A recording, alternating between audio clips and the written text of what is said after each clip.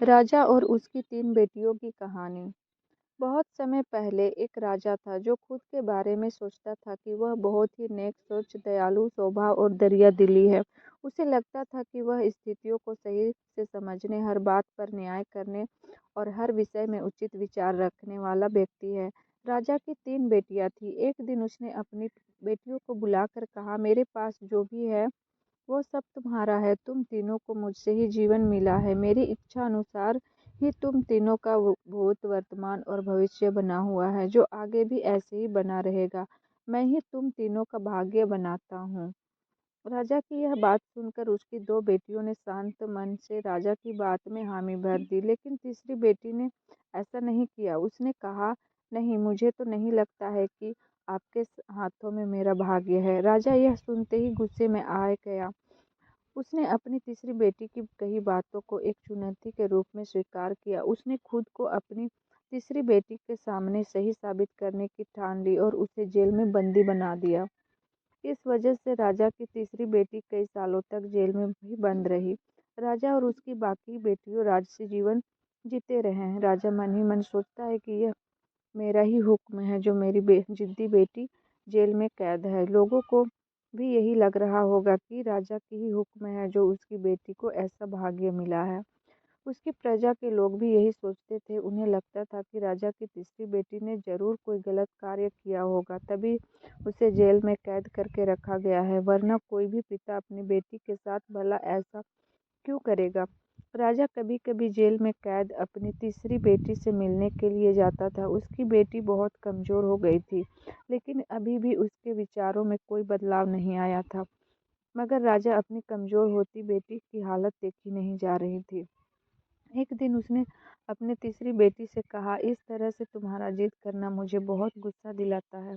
अगर तुम इसी तरह मेरी आंखों के सामने रही तो गुस्से में मैं न जाने क्या कर बैठूंगा। मैं तुम्हें मौत की सजा भी दे सकता हूँ, लेकिन मैं एक अच्छे दिल का हूँ, इसलिए मैंने सोचा है कि तुम अब मेरे राज्य के पास ही एक जंगल वाली जमीन पर जानवरों के साथ रहेगी। राजा ने आगे कहा, उस जंगल में सिर्फ उन्हीं लोगों को रखा जाता है जो मेरे आदेश का पालन नहीं करते। तुमने भी अपनी जीत की वजह से मेरे बात नहीं मानी, इसलिए तुम भी अब वहां मौजूद लोगों के साथ अपना पूरा जीवन काटेगी। इसके बाद तीसरी बेटी को उस जंगल की जमीन पर रहने के लिए भेज दिया गया। वहां फल और सब्जियां खाने और एक गुफा में रहने लगी। उसके पास पीने के लिए झरने का पानी और ठंड से बचने के लिए सिर्फ सूरज की धूप का ही सहारा था। वहाँ की खुली हवा में रहते हुए और फल फूल खाते हुए वो जल्द ही पूरी तरह से स्वस्थ हो गई। उसने वहाँ पर खेती करना भी शुरू कर दिया। गुफा को उसने घर की तरह सजा लिया था और खुशी खुशी वहीं रहती थी। एक दिन वहाँ पर एक भटकता हुआ राहगीर आ पहुँचा। उसे देखते ही देखते राजा की तीसरी बेटी से प्रेम हो गया और दोनों खुशी खुशी वहीं रहने लगे।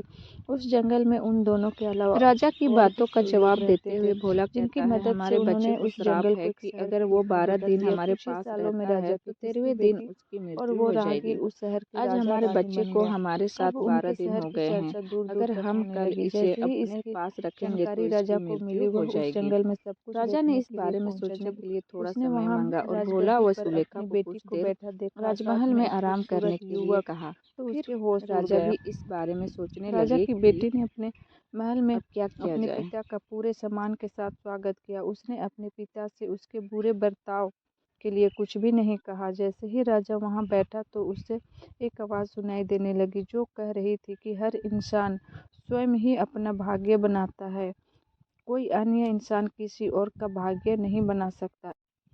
इसके बाद राजा को स्वयं ही अपनी गलती पर पछतावा होने लगा और उसने अपनी सभी बेटियों को अपने भाग्य से आज़ाद कर दिया। उसने अपनी तीनों बेटियों से कहा, भले ही तुम तीनों का भाग्य मेरे हाथ में है, लेकिन हर व्यक्ति खुद ही परिस्थितियों के अनुसार अपना भाग्य अच्छा व बुरा बना सकता है।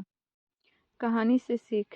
राजा और उसकी 3 बेटियों की कहानी हमें यह सीख देती है कि कोई भी व्यक्ति किसी का भाग्य बना या बिगाड़ नहीं सकता है। हमारा भाग्य स्वयं हमारे हाथों में ही होता है, जिसे हम अपनी सूझबूझ से बुरी परिस्थितियों में भी अच्छा बना सकते हैं। Thank you.